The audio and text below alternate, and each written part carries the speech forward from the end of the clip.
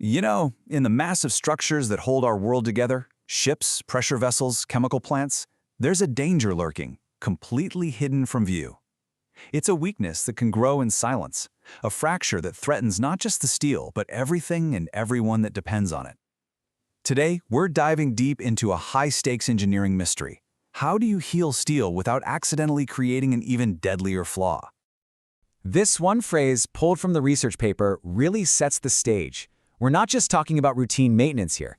This is about stopping an absolute disaster before it even has a chance to begin.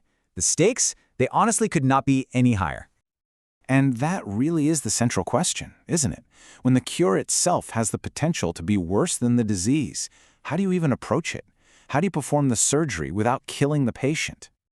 All right, our investigation starts with a true marvel of material science. It's a composite material that's, for all intents and purposes, a perfect union of strength and resilience, but it's one that carries a secret vulnerability right at its very heart. This is what we're looking at, clad steel. Just try to picture this. You take two completely different types of metal and, using the controlled force of an actual explosion, you slam them together so violently that they fuse into a single metallurgically perfect bond. It's an absolutely dramatic process that creates a kind of supermaterial. So why go through all that explosive trouble? Well, it all boils down to a brilliant engineering trade-off. See, on one hand, you've got super expensive stainless steel, which is fantastic at resisting rust and corrosion. And on the other, you've got cheap, incredibly strong structural steel. By cladding them, you get the absolute best of both worlds. The corrosion-proof surface you need, backed by the affordable strength required to build these massive structures. And here it is, our antagonist. Over time, in these really harsh environments, that protective stainless steel layer can get damaged. A wound appears.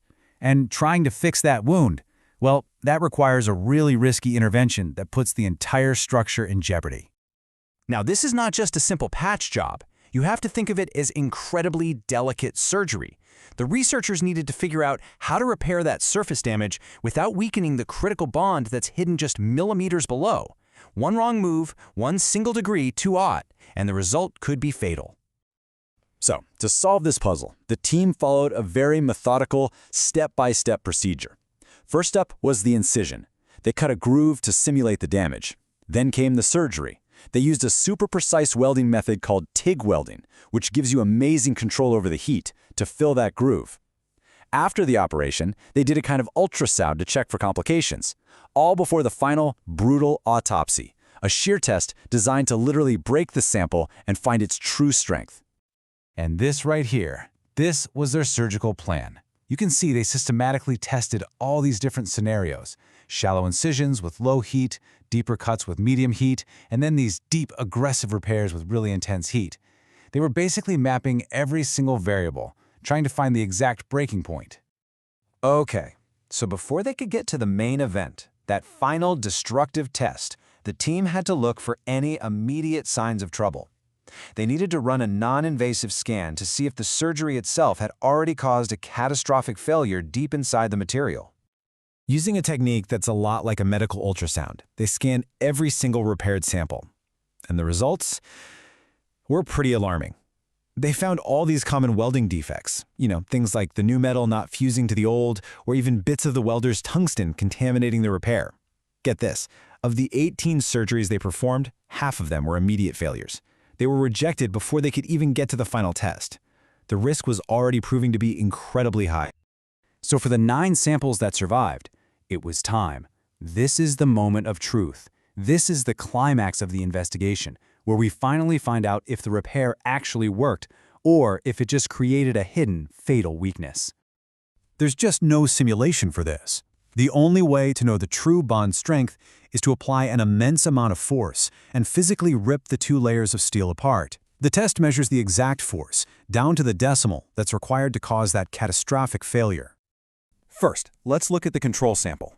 This is a piece of the original, untouched clad steel. Its breaking point is 470.2 megapascals, or MPa. Now, to give you an idea of what that means, that's like stacking over 300 cars on a single square inch. This is our baseline for a healthy bond. Any repair has to be at least this strong. And then we get this, a stunning success. One of the repaired samples actually withstood 550 megapascals of force. It's not just healed, it's stronger than it was before it was ever damaged. For a moment, it looks like the surgery is a miracle cure. But then, this happens. Another sample fails at just 423 megapascals. That is significantly weaker than the original. The surgery, the very procedure that was meant to heal the steel, actually created a critical weakness. The cure was, literally, worse than the disease. So, what on earth went wrong? To find the answer, we have to go from the breaking point all the way down to the crime scene. We're shifting from these huge macro forces to microscopic forensics, examining the evidence that's been hidden deep inside the steel's grain structure this whole time. In this chart, it lays the whole thing bare.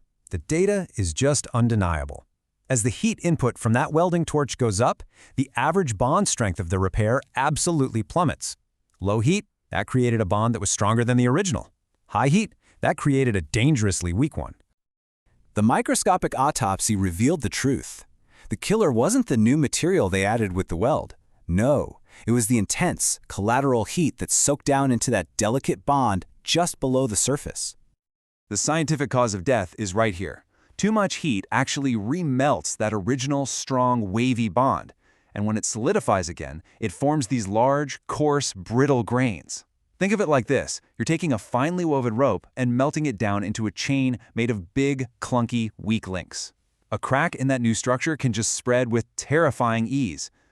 So, with all the evidence gathered, from the initial scans, the destructive tests, and the microscopic forensics, it's time for the final verdict. The investigator's report is crystal clear.